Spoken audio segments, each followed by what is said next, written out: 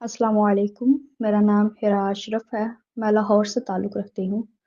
अल्लाह के फ़ज़ल से हमने कुरान मजीद के 30वें पारे की तफ़सीर का आगाज़ किया था, जिसका आज इख्तिताम हुआ।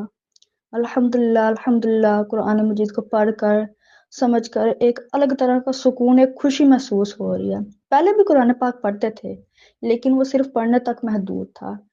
और लेकिन अब हम कुरान मजीद समझ रहे हैं, और ये सब टीचर अनम सुहेल की बदौलत मुमकिन हुआ, जिन्होंने नहायत उम्दा तरीके से छोटे छोटे और सादा अल्फाज इस्तेमाल करके हमें कुरान मजीद की तफसीर सिखाई कि अल्लाह ताला क्या कहना चाह रहे हैं, अल्लाह ताला का क्या इरशाद होता है।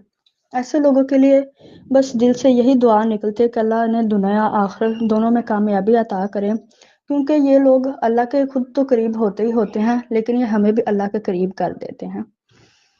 और इसका जो सबसे बड़ा जो कुरान मजीद की तफसीर है, मेरी ज़ाती ज़िंदगी पर इसका असर ये हुआ है कि मैंने अल्लाह के फ़ज़ल से पर्दा करना शुरू कर दिया। मुश्किल टास्क था, लेकिन अल्लाह ताला ने टीचर अनम सुहेल जामियातुल मुस्लिमा अदारे को मेरे लिए ज़रिया बनाया, जिनकी बातों से मैं मोटिवेट होकर, जिनसे इंस्पायर होकर मैंने पर्दा करना शुरू कर दिया।